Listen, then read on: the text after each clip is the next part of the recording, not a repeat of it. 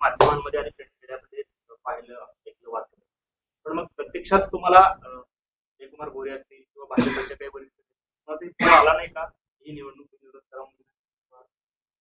नाही, कोणाचे फोन आलेले नाही. फक्त एका व्यक्तीच्या इगोमुळे ही निवडणूक लागली अशा पद्धतीचा आरोप भाजप नेत्यांकडून केला होता. लोकशाही आहे, इलेक्शन लढाईच नाही का? हुकुमशाही आहे का? हुकुमशाही आहे का? तुम्ही सांगा पत्रकार मंडळींनी मला. लोकशाही आहे, प्रत्येकाला आपले विचार मांडायची, विचार पुढे न्यायची. माझ्या पार्टीचा विचार पुढे न्यायचा आहे मला, महाविकास आघाडीचा विचार पुढे न्यायचा आहे. त्यातून कोण लढायला अंतिम तयार झालं, कोण कोण माघार घेतलं, सगळं दुनियाने बघितलेलं आहे. भैया, काँग्रेसचा अर्ज बाद झाल्यानंतर तुमची बैठक झाली. त्या बैठकीत वसंत देशमुखांचं नाव एक फायनल झालं अशी चर्चा आहे. त्यावेळेस उत्तम जानकर असतील, अभिजित पाटील असतील किंवा तुमचे दोन अजून आमदार आहेत, त्यांना विश्वासात घेतलं नाही असं दिसून येतं. सगळ्यांशी चर्चा करून सगळ्या गोष्टी झालेल्या आहेत. जो घरातला विषय तो आम्ही घरात संपू. चार आमदार आहेत, राजू खरे असतील, अभिजित पाटील असतील, नारायण आबा असतील, स्वतः उत्तम जानकर असतील. उत्तम जानकर म्हणतात आम्ही चारही नाराज आहोत कारण वसंत देशमुख यांच्या उमेदवारीवर ते नाराज. त्या प्रश्नाचं मी 4 वेळा उत्तर देऊन झाले तुम्हाला. आमच्या घरातला विषय आम्ही घरात बसून संपू. म्हणजे एमआयएमचे 9 नगरसेवक आहेत. आज आपली भेट एमआयएमचे नगरसेवक साहेबांनी हो, भेटले. तेही सगळे पहिल्या दिवसापासून संपर्कात आहेत की आपण काय असेल ते एकत्र पुरोगामी विचाराच्या दृष्टिकोनातून पुढे जाऊ. काल अर्ज माघारी घेण्याचा शेवटचा दिवस होता आणि बाद होईल वगैरे असं काही आमच्या डोक्यात नव्हतं, परंतु एक सिक्युअर हे राहावं म्हणून आम्ही सगळ्यांनी फॉर्म भरून ठेवलेले. एक सिक्युअर्ड असावं, काही होऊ शकतं, त्यासाठी आम्ही सगळ्यांनी भरून ठेवले. झाली, सगळ्यांबरोबर झाली, साहेबांबरोबर झाली, ताईंबरोबर झाली, सगळ्यांबरोबर झाली. बरोबर काय बोललं झाली, राजकीय चर्चा झाली आमची संपूर्ण.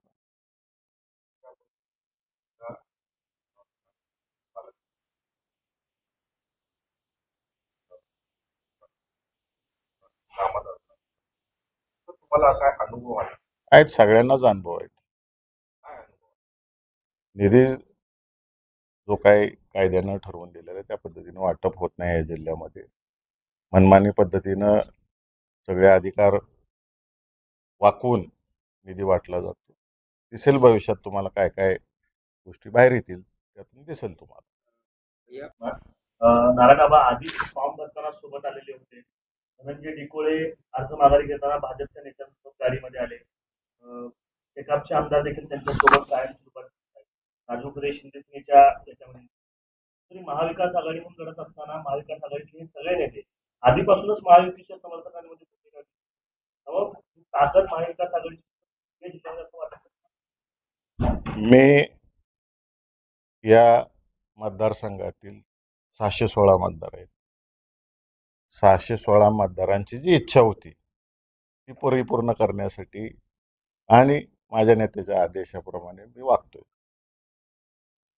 तर काल पालकमंत्री असं म्हणाले की 616 मध्ये 16 मतं तरी मोठे पाटलांना पडतात. या प्रश्नाची वाट बघत होतो.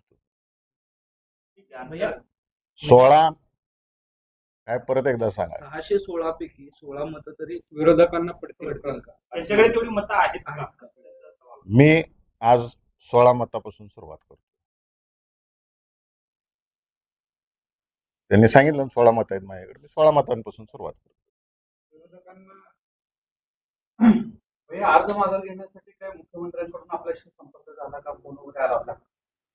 मला नाही फोन कोणाला. पंढरपूर विधान परिषदेची निवडणूक लागली तेव्हापासून पंढरपूर चर्चेत आहे. त्या निवडणुकीत निकालापर्यंत पंढरपूर गेम चेंजर ठरणार का? तुम्ही शोध लावायचा पत्रकार काल मंडळी. देशमुख साहेबांनी देखील परिचारकांच्या कारखान्यावरती गाठी दिली. तर काय आहे राजकीय समीकरण? परिचारकांची नाराजी दिसून येते. एक तर वसंत नाना देशमुख साहेब हे पूर्वीपासून आदरणीय विजयसिंह मोहिते पाटील साहेब आणि सुधाकर पंत परिचारक साहेब यांच्या नेतृत्वाखाली तयार झालेले. आणि काल त्यांनी विजयसिंह मोहिते पाटील साहेबांचे आशीर्वाद घेतले आणि ज्या कारखान्यावर त्यांनी व्हाईस चेअरमन म्हणून काम केलेलं आहे, संचालक म्हणून आहेत, सभासद आहेत, आणि पंतांचा त्यांना कायम सहकार्य राहिलेलं आहे त्यांच्या राजकीय जडणघडणीमध्ये. म्हणून ते पंतांचा आशीर्वाद घेण्यासाठी कारखान्याच्या स्मृतीस्थळावरती गेले आणि ह्यात काही चुकीचं नाही आहे. का जाऊ नये? ज्यांनी घडवलं त्यांचे उपकार विसरायचे नाही. वेगळ्या वळणावर जातात. कारण आपण म्हणतो की सोलापूर विधान परिषदेची जी जागा आहे ती मोहिते पाटील केंद्रित असते. मात्र आता व्यक्तिगत कशा पद्धतीने होत आहे सगळ्या राजकारणात. अ, अनेक उन्हाळे पावसाळे असतात. त्या अनुभवातून शिकत जायचं असते. आम्ही कुठं घमेंडीने वागत नाही, वागणारही नाही. ह्या जनतेनं आमच्यावरती प्रेमही दाखवलेलं आहे, अतिप्रेमही दाखवलेलं आहे, नाराजीही दाखवलेली आहे, पुन्हा प्रेम दाखवलेलं आहे. आम्ही शिकत चाललोय, शिकत राहू. जनतेचा जो आदेश असेल या सोलापूर जिल्ह्यातला त्या पद्धतीने आम्ही काम करत राहू. भैया, रणजितदादांच्या उमेदवारीची चर्चा काही दिवसांपूर्वी काही वेळेस झालेल्या माघारी घेतली. काय नक्की या सगळ्या गोष्टी माध्यमातूनच आलेल्या आहेत. दादा कधीही उभा राहणार नव्हते आणि हा विषयच नाही. या कुठेतरी वसंत देशमुख यांच्या विरोधात राजेंद्र राव यांची उमेदवारी ह्या सगळ्या राजकारणात कारण कशा पद्धतीने दिसेल तुम्हाला 22 तारखेला कशी जुळलीत ती. साहेब तुम्ही घरातली गोष्ट आहे म्हणताय घरात माध्यमांसमोर येऊन आपल्याच पक्षाचे आमदार आपल्याच नेतृत्वातून निवडून आलेले ते तुमच्यावरती केसानं गळा घातल्याचा आरोप करतात. तेच सांगितलं ना, प्रत्येकाची कामाची पद्धत वेगळी असते कुटुंबात. तुमच्या कुटुंबात जर 2-3 भाऊ आहेत तुम्ही, त्यातल्या एका भावाला सवय असते माझ्यासारखं शांत राहायची, घरात बसून मिटवायची. 2 भावांना सवय असते बाबा बाहेर पावकीत जाऊन सांगावं बाबा ही असं केलं तसं केलं, मिटवू ना. मॅम आपल्या सोबत असेल का किंवा त्यांच्याकडून काही असं आश्वासन देण्यात आलं? ते आज सगळे बसणार आहेत आणि त्यांचा निर्णय आम्हाला कळवणार आहेत. भैया, काल बरोबर असं म्हणाले की विरोधक गाव दिसत आहे. पण त्या निवडणुकीला उमेदवार उभा करण्याचा प्रयास करणार असे मत देते. मला एक दिवस द्या, माझ्याकडे किती मतं मला पडतील ते देखील आम्ही सांगू. आव्हान तुम्हाला दिलं. मी सांगितलं मागाशी, मी 16 मतापासून सुरुवात करतो. या आपण पाहतोय की करमाळा असेल, सांगोला असेल, मंगळवेढा असेल, पंढरपूर या ठिकाणी स्थानिक आघाड्या आहेत. महाविकास आघाडी सोडून स्थानिक आघाड्या आहेत, त्यांची मतं आहेत. त्यांना कसं पद्धतीने सोलापूर जिल्ह्यातील जनता सगळं बघते. जनतेचा दबाव कुठं ना कुठं असतो सगळ्यांवरती. त्याचं मताच्या रूपातून दिसून येईल. मला या जिल्ह्यात पुरोगामी विचार टिकवायचा आहे. माझ्या नेत्यांनी जो आदेश दिलाय तो टिकवायचा आहे. त्या आदेशाप्रमाणे मी वागतोय. प्रत्येक गोष्ट मी माझ्या नेत्यांच्या कानावरती फॉर्म विड्रॉलच्या शेवटच्या 10 मिनिटापर्यंत प्रत्येक गोष्ट ही घातलेली आहे.